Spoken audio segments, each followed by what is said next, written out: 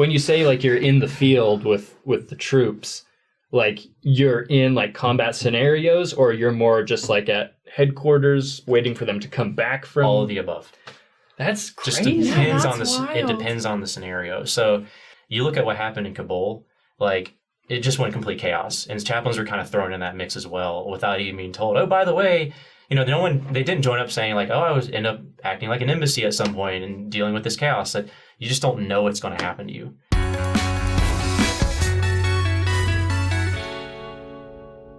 Hello, everyone. Welcome back to Saints Unscripted. Today, a lot of you are going to learn a lot, and so are we, because we are joined with Brian Payne, who's a chaplain in the United States Navy. And before he messaged us a while back, I had no idea what a chaplain was. I don't know if you do. I still don't really. Yeah, well, something religious. Right, we don't know yet. We're going to learn. We're about to find out. So I guess, first of all, give us an idea of what a chaplain is. Please. Yeah, so really the simple thing to put down is that a chaplain in the Navy, or really a chaplain in general, is a person who is endorsed by a faith group or is part of a religious body who works in an institution. If that's the best way to put it. So like this broad definition. Because Yeah. I thought before chaplain was associated with like a certain religion, but it's not, because you're a member of our faith, right? So Yeah, so it's a very broad term. And I think in every country across the world it defines slightly different, but that's just the best way to put it, is that's a minister that works within an institution. So there's chaplains that work in all kinds of settings. The biggest one, the most famous one, is the military. It's probably the longest standing one. There's actually been chaplains, a history of chaplains going back to the Romans, where there's ministers that would go in with the soldiers and do religious things before they would go into battle. But it's sort of evolved into now we have them in hospitals, we have them in hospice, nursing homes, we have them even in corporate settings sometimes, and I'm trying to think, educational settings. I feel like I'm missing, police and fire, so first responders actually have them as well. So, it's a very broad thing. So I have tons of questions about what it's like to be a chaplain. But before we get there, tell us your journey I think into chaplaincy. To answer that question, I should start with that, because I feel like the journey will answer some of that. yeah, Okay. of course. So I actually was looking at going on my mission and actually joining the National Guard at the same time. And it was a really weird time for me. I had this strange prompting. And I've told people I don't recommend this. It was something that was for me, and now that I look back on it, it made sense. So about 15 years ago, I felt like I needed to join the National Guard first and then serve a mission, which was a logistical nightmare, trying to get the paperwork to get released to do that. But I really felt like that's what I needed to do. So I joined the National Guard, actually joined as a bandsman. I was a drummer. So my whole goal was I was going to go active duty someday as a full-time military and be a band commander. That was my goal. And when I was in basic training at Fort Sill, Oklahoma for the Army, I learned what a chaplain was, but I never connected it with me. It was the guy that you can go talk to if you're having a bad day, or something, or if you're stressful, or if you have any religious needs, you can go talk to the chaplain. Mm-hmm. And I didn't really think much of it, but then I got released. I was put on an inactive status from the Guard to go serve a mission. I served my mission in Phoenix, Arizona, and on P-Day, I'm like searching the church's website and I find military relations, and I'm like, I'm a proud member of the Army National Guard.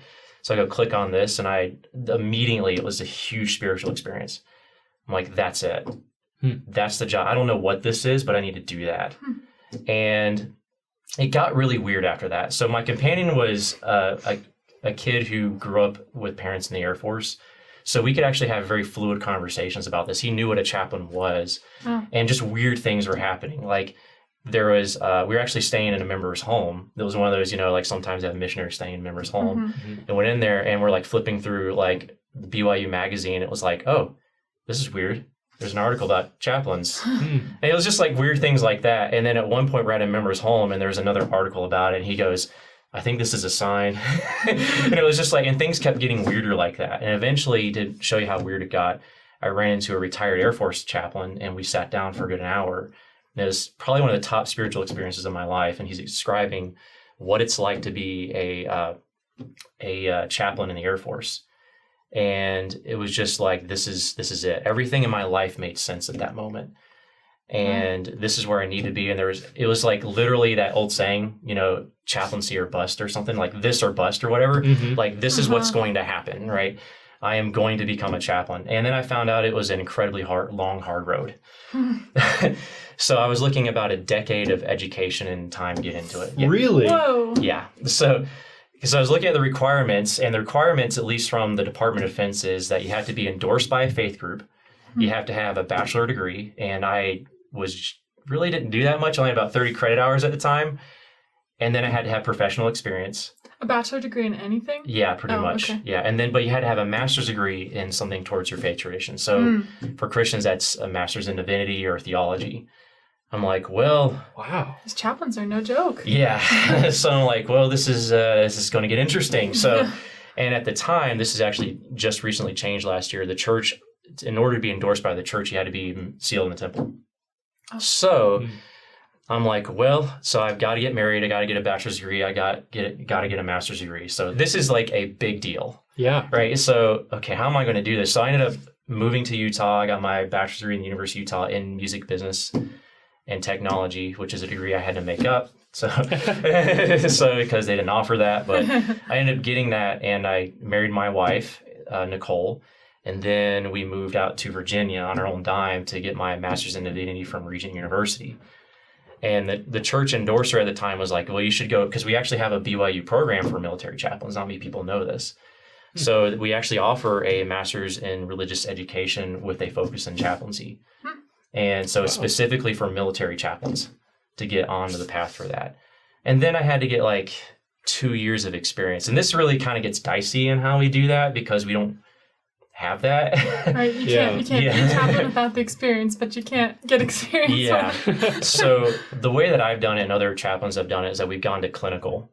So it's not, they really want, at least from what a lot of the branches of the military want, is that they want someone who's been a pastor at a church. And that's not going to happen. It's not how it works for us. Yeah, and I mean, we can ask the bishop or we can ask the stake president for something, but it's like we can't trump revelation. You know what I'm saying? That's not how it works here. Yeah, it's not how that works. So, but I think that the Department of Defense and all the different chaplain corps are realistic when they get a Latter-day Saint chaplain or a chaplain that's a member of the church, that they're not going to have like a full-time gig. But there's sort of a middle ground that we found to sort of beef up our resume, and that's to go into clinical chaplaincy. So I actually worked in hospitals for a while. So I worked as an oncology chaplain, as a trauma chaplain, ICU chaplain, which really kind of, and I actually did hospice for a little while and worked in nursing homes for a little bit, just to kind of beef up my resume. And I eventually got picked up by the Navy to do that. So I worked on a cruiser, got a missile cruiser out of Norfolk, Virginia, and then now I'm at a Marine Command, a training command. So yeah, okay, it's super fun. I have a question that's, I think it's obvious. I think the answer's obvious, but I just want to make sure it's clear. So say that when you're working as a chaplain in a hospital or something like that, are you the only one? So anyone of any religion will come to you? Oh, that's a great question. Because you're more asking about like, how do you work with other faiths? Right, yeah. Yeah, so it's a little dicier in the civilian world because there's a lot of confusion how that works, and there's less law that I think protects that. But in the military, it's very defined because we've done this for years. Okay, so what is that? So basically, the theory is that you're supposed to work together with other faiths without compromising your own. So it's cooperation without compromise. So a good problem that you might have that's realistic as a Latter-day Saint is that, and this is very normal, is that you have a fetal demise or a child that dies in birth or something like that. So it's not unheard of for someone that's sort of who's not very faithful in a certain faith. They'll call the chaplain and say, hey, can you bless our child or something? And like, well, you can't do that. There's actually, most religions, you don't do that. So, but there's things that you can say, well, I can find someone who can do that. So you facilitate it out. And so you don't say no. That's like, you just don't do that. Like that's, because they don't understand what's going on emotionally. They're everywhere, right? They're bouncing around. So you just don't say, no, I can't do that. Say, well, let me see what I can figure out for you. Or if you can't get something else, you say, hey, here's from my faith tradition, here's what I can offer. And you sort of find this middle ground. And frankly, at least in that situation, and really this is true for other situations, they just want to be recognized by sort of deity in a sense, whatever that looks like. So even like if you're a member of the church and you're dealing with a Catholic chaplain, there's even a middle ground you can find with like, hey, let's say a prayer, let's, even just a conversation is sometimes helpful. So it's one of those, you just sort of like take it as it comes. But it's funny that it's never really been a problem for me. I found that people are pretty realistic. Oh, I'm working with this type of chaplain and this is what they have to offer. And people aren't really going to push you and say, well, I need this. That's not really a thing, really. Okay. At least They're not really in that headspace in those situations. No. And frankly, when you're a clinical chaplain, especially when I was at a busy hospital, I actually was lucky enough that I was working with about 5. It was a little bit bigger of a hospital. And they were really more like, you're really working with people on the worst day of their life. Yeah. Literally. And I'm not kidding. And you're doing this 5 times a day sometimes. And so realistically, chaplaincy is very different in that role because it's such an emotionally charged thing compared to the military world. It's all crisis driven. It's all crazy. It's all chaotic in a different kind of way that they just want to know that they're heard. Yeah. And that's the thing, is that the core of being a chaplain is that you can go to people in these very, very, very dark places. Some of the most horrible things that you'll see and hear, and you're there when it happens. And that's the thing with chaplains versus therapists, is that therapists are there to pick up the pieces. Psychologists are there after it all goes down. Like, you are there as it is happening, especially as a hospital chaplain. You will at some point in your career as a hospital chaplain watch someone die, or you'll be there as they're dying. And really what you're doing is you're there, no matter what their faith is, providing that sort of presence of deity. And it's really kind of sounds simple, but it's actually very profound for that person. So even though we're different faith groups, we're not really having a religious dialogue, if you will. It's more of a human connection. Exactly. Type thing. And that's the thing that when we talk, it's funny when ministry came out, it was like, for us, it was like, well, that's what we're doing anyway. Yeah. Because that's really what it is that it is just the one-on-one contact. Oh, there's an old talk by Elder Holland about the ministering of angels, talking about how there's angels on both sides of the veil. You're basically just acting as an actual angel at that moment. Sounds extremely difficult and heavy, taxing, but rewarding as well. I think you have to be a certain type of person built for it. Yeah. There are certain people that go into it and it's just so taxing emotionally they can't handle it, or they can't handle a certain type of chaplaincy. Because, like, for instance, I had a buddy of mine who could not handle trauma chaplaincy. So he went off and did hospice. So that worked for him because it's just too fast paced. But I enjoy trauma over hospice personally, if I was in a clinical setting. But by the way, I'm perfectly happy with my military setting because it kind of has its own ball of wax and fun stuff with it, if you will. But even no matter what type of chaplaincy you're doing, you're going to go to a dark place and you're going to see this horrible thing, this horrible history that they have, or you're going to watch this horrible thing. And you actually have to be able to find the beauty amongst the chaos. And I think that's where I actually get amped by this stuff. I'm sitting there with somebody who's being told that their dad's dying or something, and we have to send them home, for that. And they are in this state of darkness in that moment, but I find this really peaceful beauty of what's going to happen to them. Because as horrible as it's going to be, that line that the Lord's going to curse the ground for your sake, you see eventually. And that's what I love about chaplaincy. You see the whole process, especially in the military, is that you see when it goes down, you get a follow-up as well.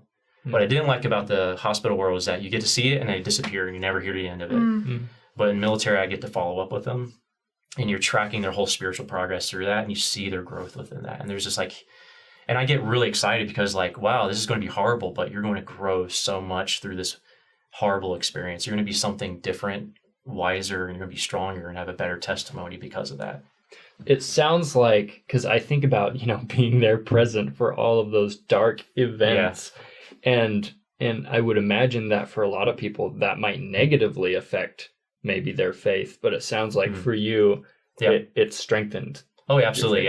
Yeah. I actually have no doubt. I don't know if it's by faith anymore, but everything that I've seen at this point, I don't really question if the Lord loves us at all. I have no question of that. And if I can give you an example. Sure. Yeah. This is just a light example because I have some pretty more heavier ones. But when I was an intern at this hospital and I was working on a Saturday, there was me and a part-time chaplain there, and I was just walking around. There's nothing to do. So I'm okay, I'm just walking around, and where do I go? And I just thought let's check on the ER. What's going on over there? And as I walk around, I'm hearing a very Pentecostal prayer, and they're very the voice is very loud, and I'm hearing this, so I'm getting curious. And I walk in there and they say, in the name of the Lord, amen. You know, they're holding hands. And as soon as they drop hands, they look right at me. And it wasn't the fact that I was there to say anything. It was the fact that they saw that I was the chaplain and that they knew that the Lord heard their prayer. Wow, yeah. And so it was just, you know, this thought that crossed my mind. I was like, well, I got nothing better to do. I guess I'll go by the emergency room. We'll see what they're up to. And it's just weird things like that where you're just at the right place at the right time. Yeah. And like I said, I don't think there's any religious dialogue, but it was just the fact that I was there was the answer to their prayer, that the Lord heard them. And which has really shown to me that the Lord's working in other faiths as well. Oh, yeah. Like, even though, like, look, we're biased, right? Like, we believe that this is a restored church, but we are very naive to think that the Lord is only working with us. Right. Like, outrageously naive. Yeah. And so that's like, I've seen a lot of that where the Lord is doing great things through other chaplains, through other ministers. I've actually learned a great respect for other ministers because they give up a lot as well. I mean, when you go to get a master's degree and you're like looking at, you know, making $20,000 a year for the rest of your life, you know, it says a lot. With a master's. With a master's degree. So, you know, so I got a lot of respect for them. I really do. And to give up and risk what we're risking. Because really, when you go into chaplaincy, I do have to warn people that it is a dangerous type of ministry. It's a dirty type of ministry. Because, I mean, in clinical, you get yelled at, you know, and I had someone try to take a swing at me one time because he was so mad because you represent God. And so all that comes out on you, and you have to be ready for that. And sometimes it's a physical reaction, and you're put in the middle of that. And then in the military, you know, you could be put in infantry command, and you could actually be told, like, you've got to go out there with them. Your boss is telling you, okay, you got to go out there with them, and you're probably going to get blown up or something. Into the line of fire. Yeah. So that's what I mean is that we're there when it goes down. So when as we say in the military, ordnance starts flying, when the bullets start flying, you're watching it happen to them. They're scared with you, you know, and you're kind of there to be that guiding light for them. In those scenarios, is the chaplain a non-combatant? Correct. Okay. That's a great question. Yeah. According to the Geneva Convention, we are non-combatants. Okay. So we get bodyguards. Really? Yeah. Okay. So actually, yeah, there's a whole job in all the branches. So in the Air Force, the Air Force, the Army, and the Navy, we actually have specific jobs for bodyguards in those settings. So there's an actual assistant that's designated for that. Okay. So, but you're not a medic. Correct. So there are medics, not supposed to shoot the medics. Correct. Chaplains, not supposed to shoot chaplains. Correct. Yep.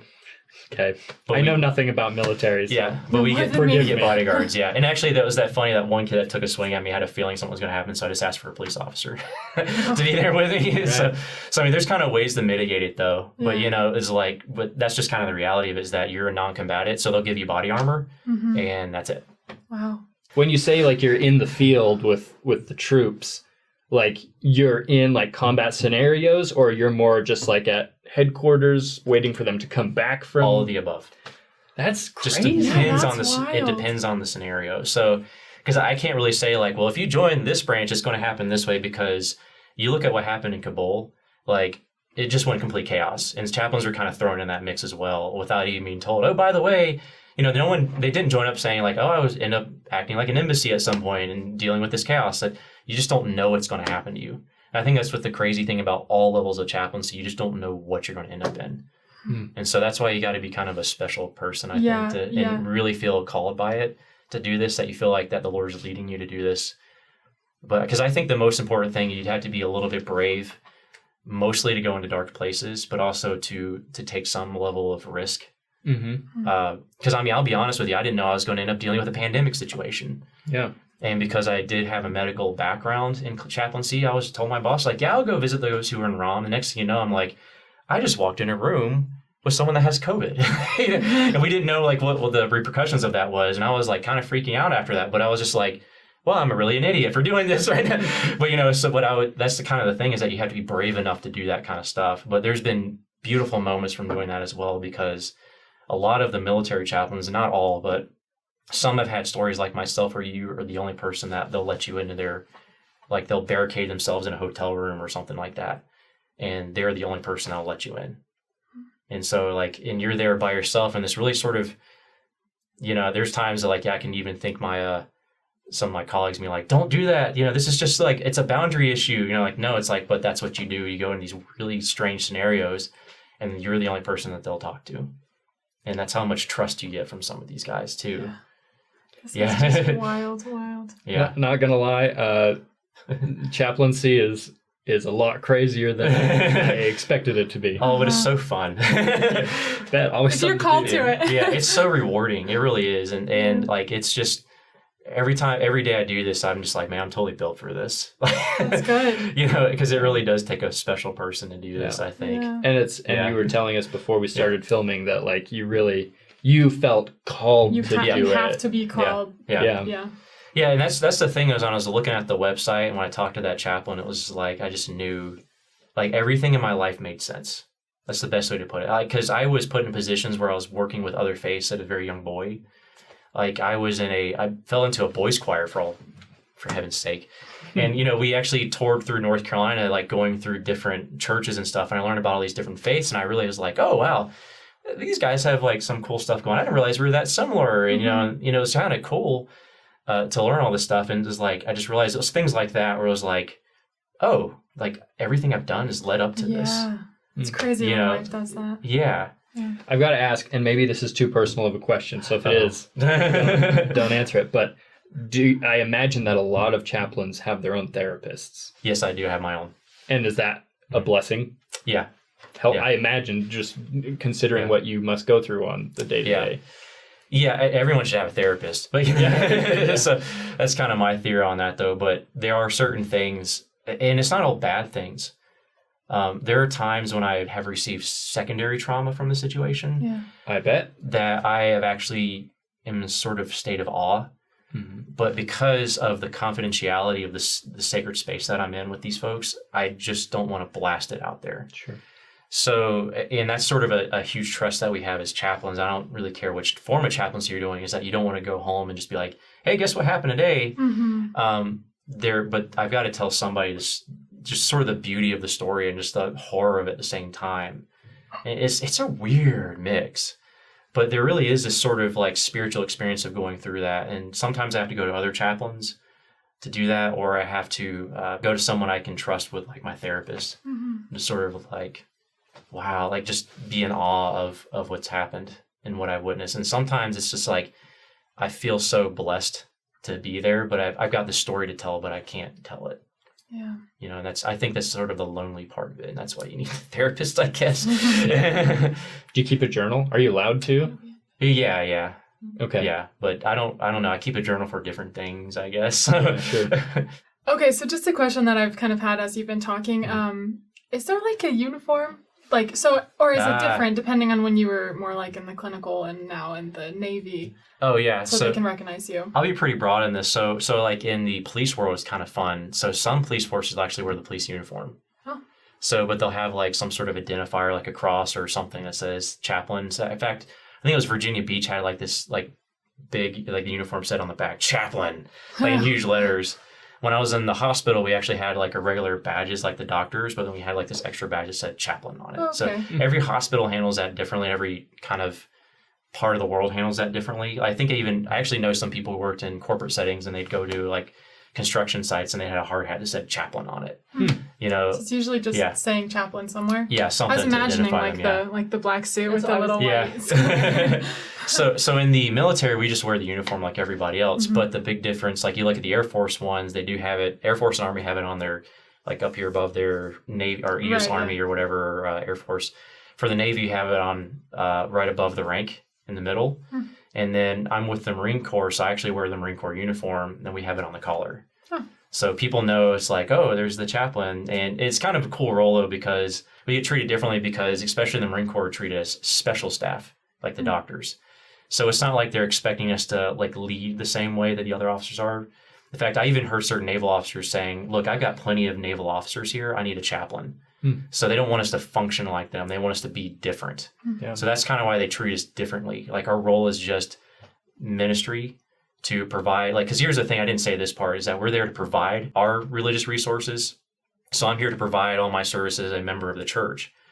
But if I can't do it, I'm not Jewish, obviously. I'm not Catholic. I'm not going to run those services. So I facilitate those out in some sort of way. And then I care for everybody. That's the important thing.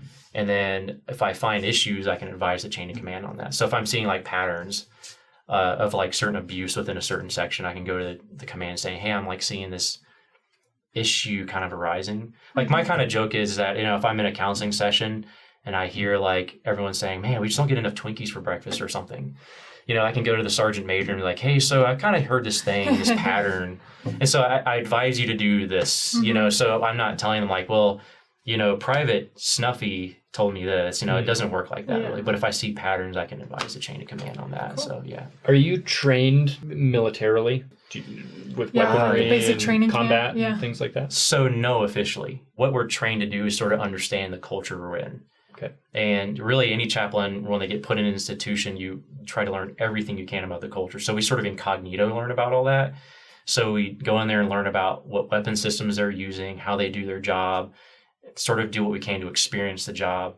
Like, for instance, let's say if you're in the Army and you're in a tank battalion or something, you would want to ride the tank, which is actually kind of part of the cool part of the job. If you're in an air group, if I'm in a Marine air group, you're going to want to ride the helicopters or ride what you can. It's like your job shadowing almost. Yeah, really, that is the best part about the job. And that's the biggest secret of the job, is that you're kind of hanging out a lot. and a lot of different scenarios as well, like in a hospital and hospice and on the ships, the Navy ships, and that's really cool. Well, Brian, thank you for being with us today. Yeah. I have one more question. Hold on, we're not one more. Okay. Do you have an office? I do. Even when you're on a ship? Yes. Okay. Officially, yeah. And that's just because like it's kind of nice to bring someone in a controlled space and shut the door. Because we actually have people who can come to us and admit crimes. Okay. And so you don't want that to get out because we can't testify against them in court. Gotcha. So yeah, it's kind of a big deal actually. Okay. So I use mine like as sort of a controlled space, because we would have, for instance, someone who was sexually assaulted and it's a restricted report and you don't really want that getting out, especially if it's under investigation. So I like to have the office for a controlled space and sometimes for some admin, but frankly, I don't like being in my office. And that's kind of what we're told as chaplains, is not to stay in the office, but to go out and be with the people. Yeah. So just to do ministry work. So if you're wondering how to do ministry, that's really it. You just go hang out. Don't hang out at your house. Okay, I know I'm going to think of 10 more questions after we conclude this, but we're going to stop there. Brian, thank you again for being with us. Chaplaincy, there's so much more to it than I ever imagined. If you guys have questions for Brian, drop them in the YouTube comments. He'll check those out there. Try to do it within like a couple of days of the episode publishing. If you're watching this like 2 years from when we're filming, you're probably not going to see it. But anyways, if you have questions, leave them there. Brian, thanks again. Guys, we'll see you next time.